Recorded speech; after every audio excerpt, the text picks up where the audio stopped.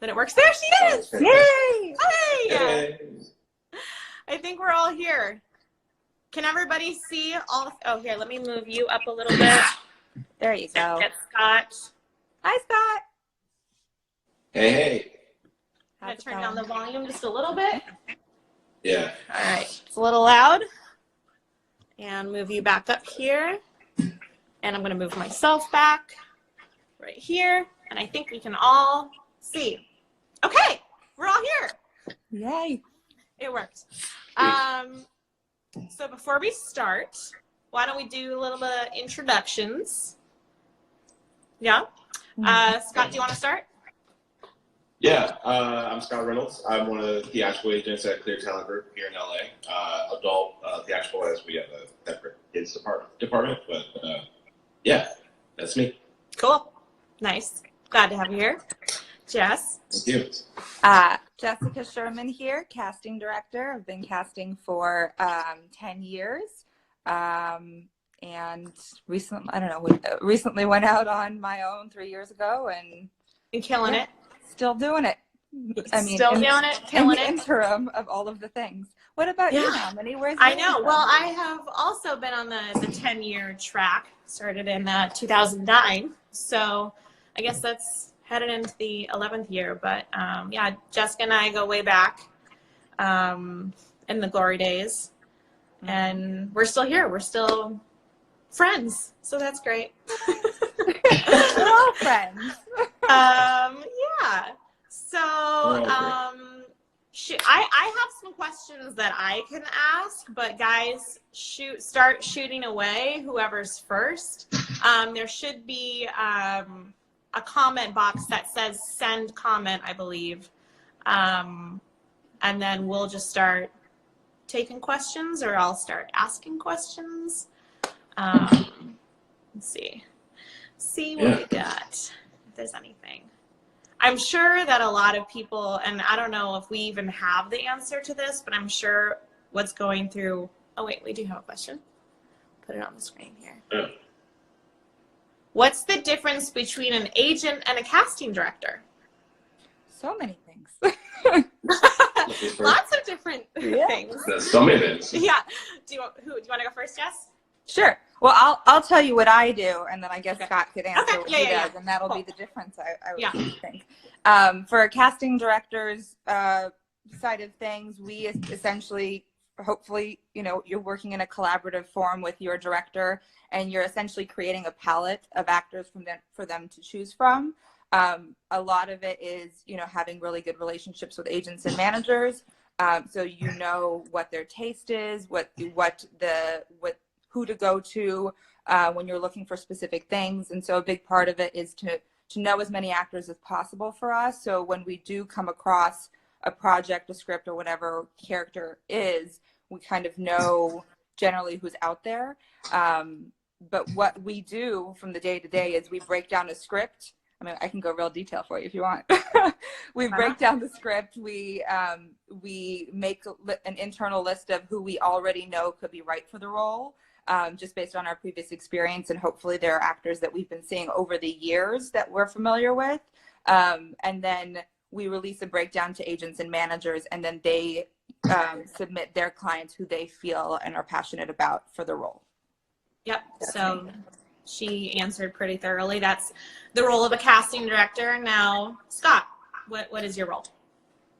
Well, my job as an agent is when I represent, for me, I represent actors and lit agents and whatnot. But my job is I try to introduce some clients to you guys and my clients to casting offices. But yeah, as those breakdowns come out, our job is to submit our clients' feels right, and then also try to, like Jessica mentioned, educate casting directors on clients that they may not know. So even if that's like, hey, would you take a role meeting, or would you read them for this role, or as we're looking at things now, it's a lot of self-takes. So yeah, and then scout showcases. We work with managers, share clients with them. A lot of times for us in general, a lot of our clients come from referrals or casting But we go to a lot of shows, try to scout talent, Yeah. On our taste. Yeah, so I think just to kind of go over what you said, you broke up for just a second, was just that, the main thing that you're doing, the part that broke up was just that you really like to work with casting directors to tell us about people that we might not know about, that's kind of where the formal pitching comes in, and that I know a lot of actors have in their mind, how do I get an agent? And like you said, referrals from casting directors or referrals from other clients are a big way that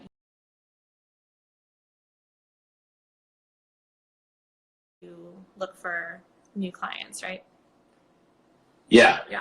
And in general too, to simplify it all, is we procure jobs.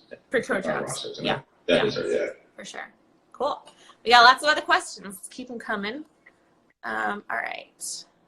Next question. Okay. All right. Here's a. All right. This is actually a good one. Is this a time when we should even try to get a new agent? I mean, are you guys working right now? Are you like what? Are you looking for people? What's the situation? I think if people were pitched to us, or submit themselves to us, I think we would take a look. But it's kind of hard to take on any new clients right now with there's so much uncertainty. Yeah. So right now our biggest focus is our current roster. Yeah. And trying to work on their behalf still, and find everything we can. Yeah. Keep their income coming in, and as well as ours. Yeah, that makes sense. So I don't think we'll be looking at anybody right now, but we still look at people's materials. Yeah, that's good. Taking care of your people.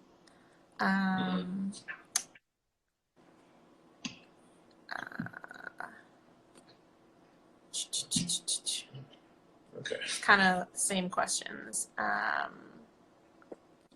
right, one of my favorite questions. You can see that, Jess? Can you see that? Okay, I'll read it to you, Scott. Do you care about social media? I'm guessing it's the same one that I'm But I like this question because casting directors and agents tend to differ on the answer for this. So hopefully you guys can all see this, but I'll repeat it. Do we care about your social media following? Does it matter to agents and managers? Does it matter to casting? Who wants to go first? Jessica. You're select. Personally, I don't have time, especially when I'm hosting auditions or whatever it is. I do not have time to go look at someone's social media to see how many followers they have. There have been very few projects, and actually only one that I can think of, that was really pushing me for social media, and that project was literally about social media influencers. I know what project that was. Yeah. So that made sense to me, but I know this is not a blanket statement. I know it varies. I think generally speaking, if there's a super indie project that does not have an anchor to it and no name value, and it's really, really low budget, then most of the times they will try to shoot for someone who has a social following. Personally, what I will do in terms of your social media is to make sure that if I'm putting you on set for 6 months or up to 7 years on a series, I'm going to make sure that you're not causing trouble online. That's a really, your social media for me is an extension of your professionalism. And if even if it's private, yes, make it private, but we all know how quickly a screenshot travels. So if you're not proud or comfortable or whatever about what you're putting out there, online, then do not do it, because it's going to bite you in the butt. Yeah, true. Thoughts? I think for me, it varies.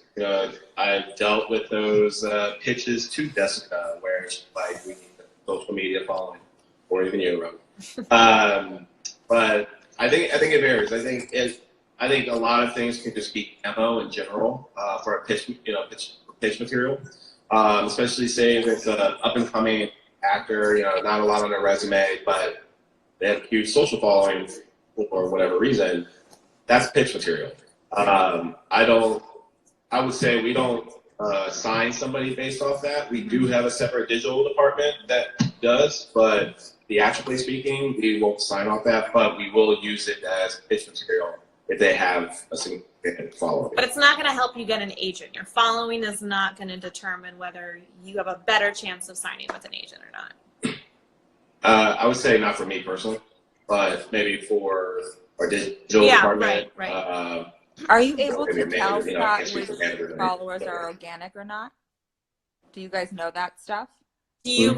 Jessica was asking, are you able to tell on your end which follower, who has an organic following and who doesn't? Like, do you look into that? I can't, but with our digital department, we could probably like dive into the numbers, and they could let us know, because it's all about, when you do that, it's about the engagement, right, not just the number of followers. Right. Like, the biggest thing is engagement. And I don't think for the two. Yeah. Cool. All right, let's see what's next. Some of these questions are fun. I'm gonna read all of them. Who's smarter, an agent or a manager? We will skip over that one. I think they both have their values at the end of the day. Yeah, that's what I will say. Can I answer a question that I saw on the scroll? Yeah, go for it. Okay, so there was a question. Are you able to put it up on the screen? I can't do anything with it, but I can repeat it. Somebody had asked something about workshops, if it's valuable to go to casting director workshops, and because they feel weird about paying money to meet people. And that's a really big thing, I think, for our community, is that the perception of what a workshop is for, as I think has been misconstrued over the years. I think when you're looking at a workshop, it should be to truly have an educational experience in some fashion. So if it's a matter of like, and I think that's also the kind of material that you as an actor are bringing to the workshop. I think it's really important to bring something you are truly interested in workshopping, not something that you know that you can knock out of the park, because then there's nothing for us to do. So this is an opportunity for you not only to get to the good stuff on your scene, but also to see what it's like to collaborate with this casting director.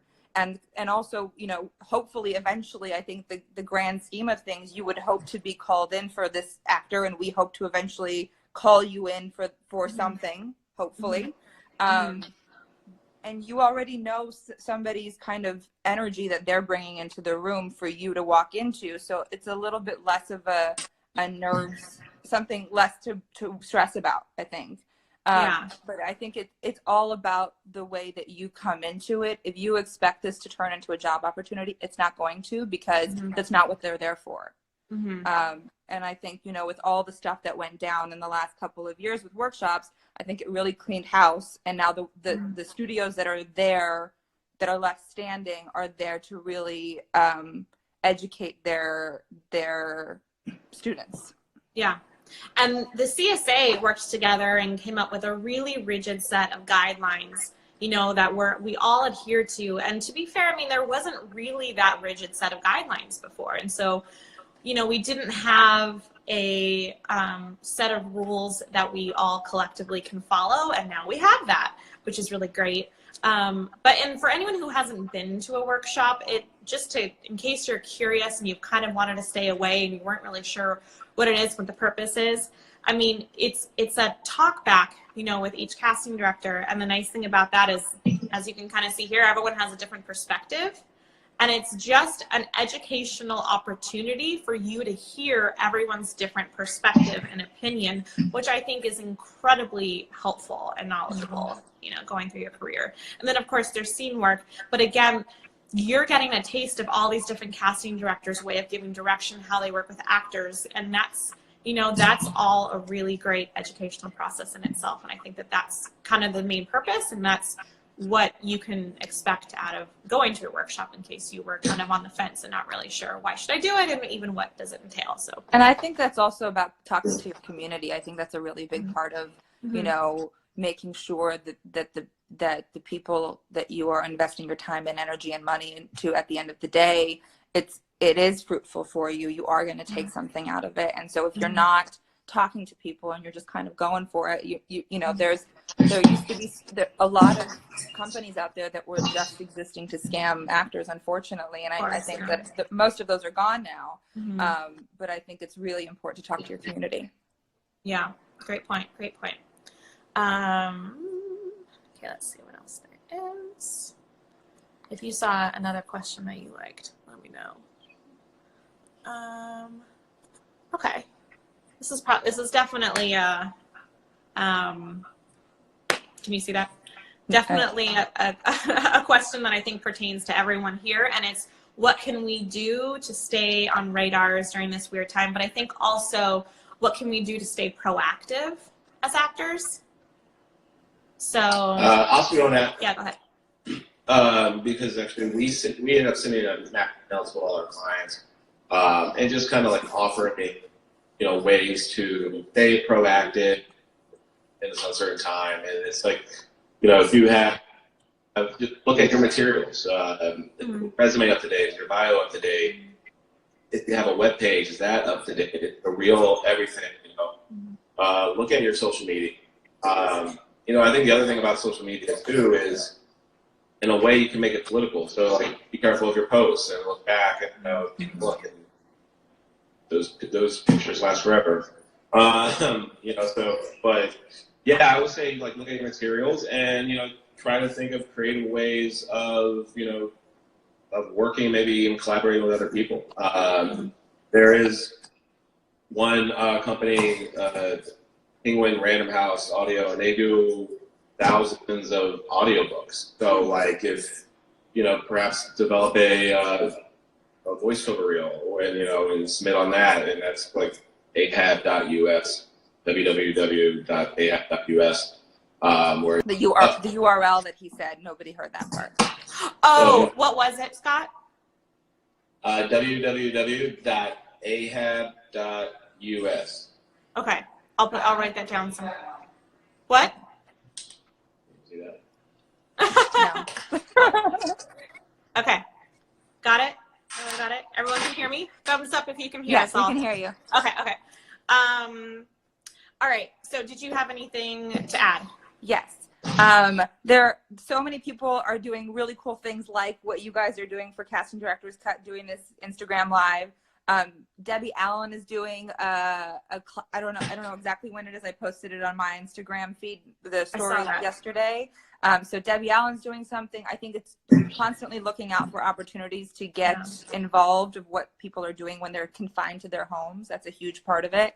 And then I saw this great thing that Gary Anthony Williams is doing. I don't know if you saw this, Ramani. No. He's doing acting with friends, but social distancing. So I think what's happening in true improv fashion, he's filming a scene by himself and then sending it to his friend, and that friend is then filming a scene, and then they cut it together. So it's like him, Cedric Yarbrough, that's amazing, and Jordan Black. They're all doing this, but they're creating this fun short film that they're just kind of writing that it as is they go. so funny. So, I mean, that's kind of the silver lining out of all of us too. You know, is the seeing how many people are just coming together and just creatively trying to find ways to give back and help each other out, and that's and Erica Bream is doing that awesome self-tape challenge. Yes, there's so many opportunities to connect with casting there people are right now. Yeah.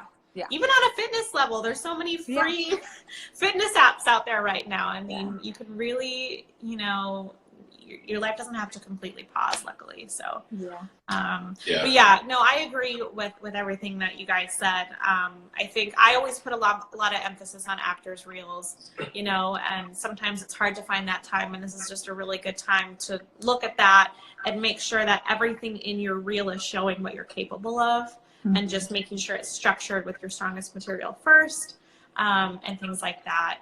And just because that, again, that's kind of, in my opinion, your strongest, most important tool. And so when this, hopefully we go back running, and that way you will have had all this stuff taken care of, even things like, you know, making sure your SAG dues are paid up, and just having that actor checklist, and going through that and making sure everything is up to date online, you know, kind of everything that you guys said. So people were saying, what was that URL for again? And that was for the company that they hire actors for audiobooks, right? Yeah, so I can't bring up the email right now, but I can remote in and maybe send it to you, Ramani. Okay. And you can maybe post something. But yeah, we got a global publisher, Penguin Random House Audio. And they have a lot of audiobooks in production, and they're always looking for actors to submit voiceover to work on the book. So the website is the casting site that to submit and process. And that's how they process everything through it. Got a little name tag for you. Hopefully people can read my writing. Did you spell it with one T? Of course I did. I know. Known you long enough.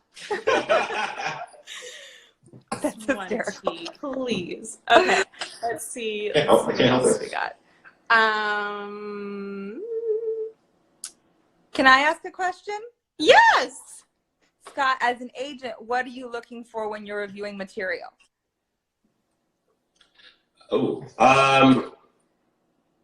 For me, when I meet an actor, I'm always personality first. And I think it just kind of varies. I look at the range they have. If they have a nice reel and showcases of, a variety of range, I always kind of see what talent-wise. And then I think it, again, depends on when we look at our roster, what kind of we'll have. We have, say if somebody in their 30s that now we kind of have to put that off of their resume. There's some people they don't have a resume, maybe they're even non-union, but they have something in them that we just feel is the it factor, and we'll work with that. So you're times, non-union is not a deal breaker for you. No, it's not. It's hard. It's harder, but it's if we see something in somebody, we're gonna take a chance. So this isn't. And we've certainly seen. Yeah. Go ahead. Yeah. I was just going to ask. I was saying we've certainly seen going from non-union to booking a straight regular life. Yeah, and I think a lot of actors are always asking us, and I'm curious to hear what your opinion is on. Is the difference between them being SAG eligible or SAG, does that make them any more of a viable option for them to be SAG for casting or for agents? Does it matter to you if they continue to be eligible or not? If they're eligible, that's great. That means you guys can book them, and we'll see them. Because sometimes you guys, you know it very well. You can't see a non-union actor on a certain project.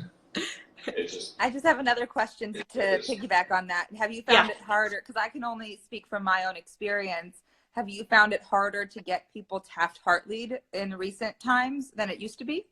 Myself. So there's a certain amount of requirements that SAG requires for us to be able to Taft Hartley. Surely there are, if you're a child actor, and there are definitely instances where there's just a certain requirement from the producers or the production that they require from an actor, and so we can go ahead and kind of tell SAG why we think that they're worthy of joining. But you have to be careful with those, because if they don't sort of find those reasons viable, then they could feed production. You have thoughts on this, I can tell. Me?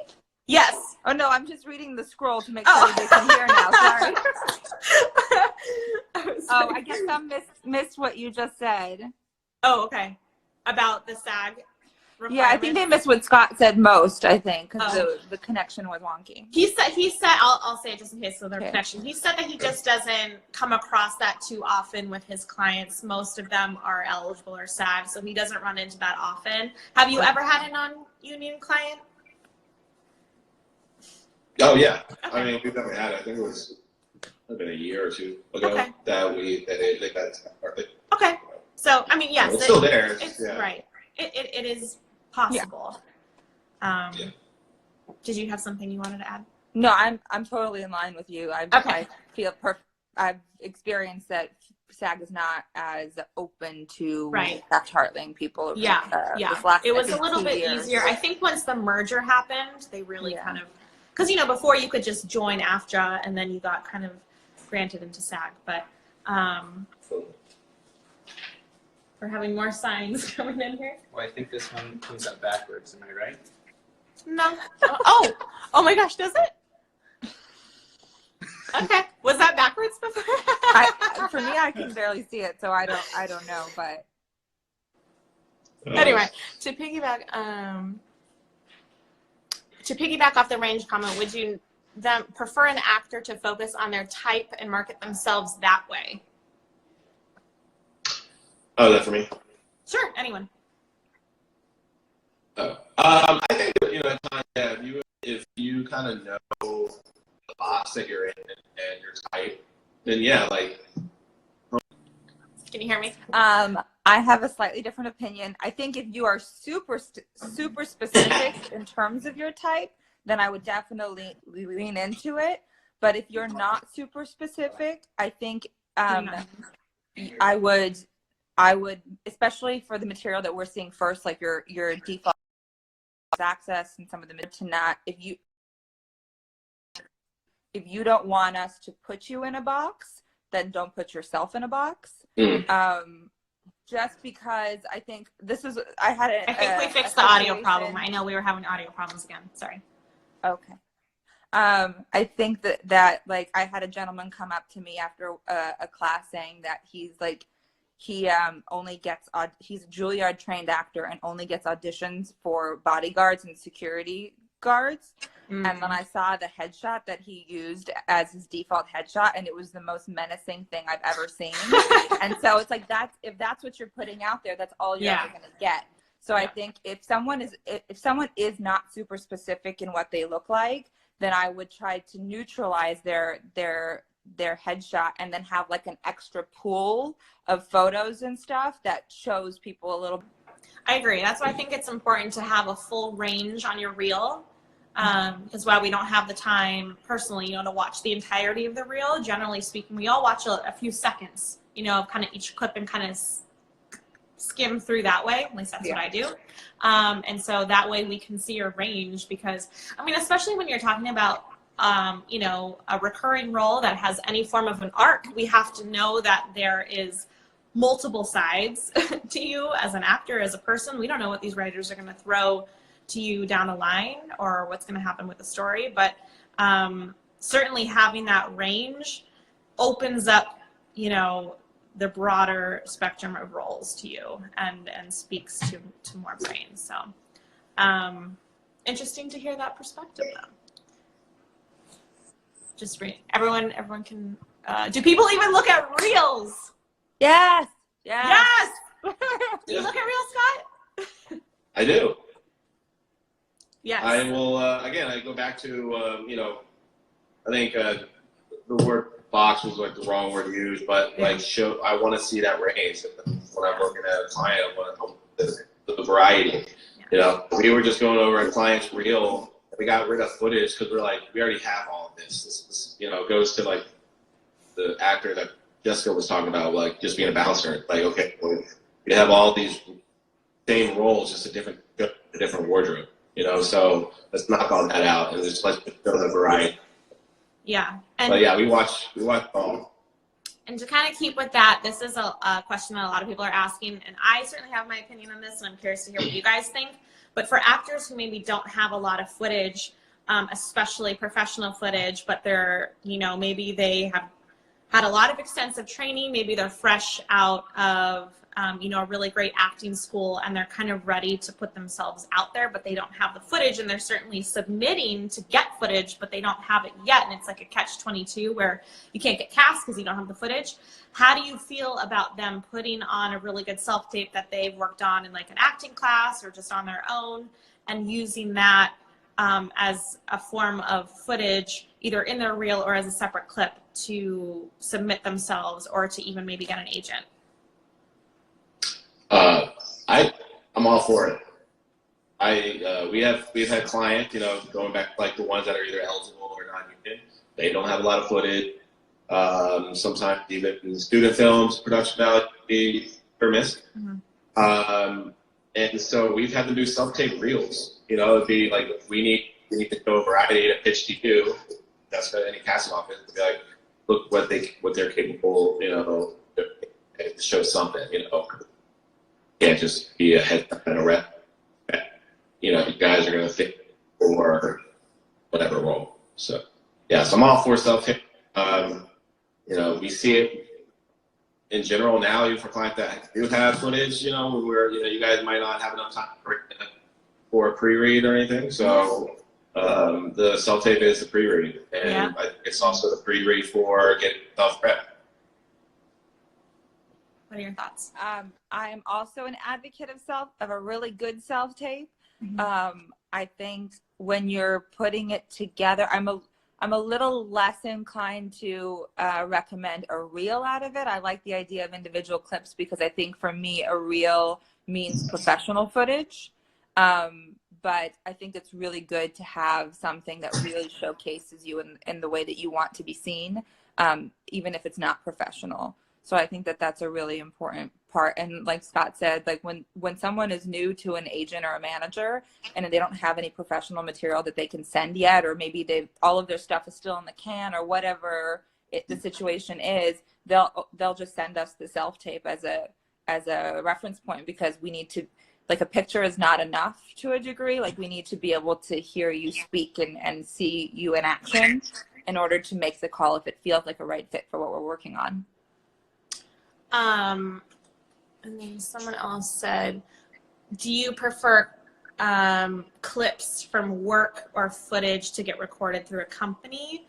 I'll kind of reword that and say an actor is just starting out and they're trying to just show something for themselves. What do you think is a better route for them to go? Either one of you can answer. Jessica? So either doing a self-tape or having someone shoot a professional scene? Or I see a lot of actors just shoot something in their apartment, you know? What do you think is a better route from our perspective? Like, what works better? I don't know. I feel like I have a hard time with that one because I feel like part of me feels like doing the scene shoot, like hiring a company to do it, might feel a little distracting because it's I don't know. I go back and forth on that, but I feel like as long as it like, I don't know. I think self-tapes are great, but I also think, like, if it's a really well put together shoot, then it's going to be different. But I will say to stay away from doing self-tapes where you involve other actors. Where you would what? Involve other actors. So like this is actually more common, I think I've seen from Europe when they do audition self-tapes, that they'll send in the tape where they shoot the full scene and edit it up and all sorts of things. They involve other actors in it, and it's a massive distraction because now I'm looking at other people and not be able to focus on what you're able to do. And sometimes that other person is not good. And then I just can't watch it. So that's the key thing, in my opinion, is the distraction aspect. So self-tape or not, I mean, if you're self-taping a scene and this is your background, and I'm not saying Scott is your background, but like there's a TV in the background or like something that's going to take the casting director or whoever's watching away from you is always not a good idea. And I think sometimes when you do these home video scenes or whatever, that in itself can be distracting, you know? So whatever version is going to take away from the distraction, whether it's a really well done self-tape or a really well professionally shot scene, the priority is obviously the acting that is going on, that it's a quality scene that you're choosing and something that shows your ability, but also that it's not distraction in production. So I would almost say for an actor who's like, I'm just going to shoot something in my room, like if that production value is going to be too distracting, then I would suggest just doing a self-tape. And if your self-tape is going to be like something like this because you just don't have the ability to do anything else, but you have the ability to have more of a professional scene shot, then that's the better option. Would you agree with that? Yeah. Okay. That was just my takeaway. But let's see. I agree with all of you guys. Yeah, I mean, I think distraction is key. And you know, another thing to go along with staying proactive during this time of uncertainty is if you're capable of doing it, like set up a part of your apartment or house as like a little self-tape booth, if you will, and maybe it's a blank blanket or a blank wall, but having the equipment, that's something to think about. But to go along with like manufacturing scenes and everything and involving other actors, I would say you all involve other actors to be your reader, and you have a really good reader. Yeah. For A sure. bad reader can't ruin. Yeah. Oh, that's 100%. You definitely don't want the reader to overpower you or take away your audition. I found a good Make sure they don't read the. Did you have something, Jessica? I would say I found a good Scott question. Oh, okay, go for it. When applying for agencies, I just provided my IMDB link. Is that enough? All of my reels are posted there. Do agents prefer a separate Dropbox or Google Docs for the actor's footage? A little bit of feedback over there. Did you hear that by chance? I didn't. Okay, should I repeat it? When applying for an agent, I just provided my IMDB link. Is that enough? All of my reels are posted there. Do agents prefer a separate Dropbox or Google Docs link for the actor's footage? What's the formatting you liked, Scott? No, it's not just the IMDb. I go back to pitch yourself. Tell me about, a small blurb of like, what you've been up to, and whether if you booked something or studied, etc. And but I like anything and everything. If you can send me a reel that has everything in there, great. If you can send me separate clips, if you have a web page, I'm all like more ammo the merrier. So you prefer email versus like a mail-in submission? Yeah. Got that. Okay. Great question. Okay. Got some advice for good self-taping. Keep it coming, people.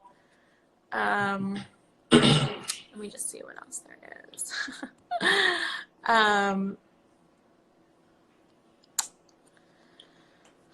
Do you think self-tapes will become more popular after we get through this? I don't Yeah. You do? I do. I think you guys are gonna probably enjoy it a little bit more. I think studio networks might do it. At the same time, I think on a separate note, I think casting people get screwed, and you guys don't get enough time to be the right actors for roles. And or you're not given office space. But I think it's gonna become more popular. What do you think? I hope not. I think that a lot of it's a great resource for all parties involved, but I still value having somebody in the room and being able to give live feedback.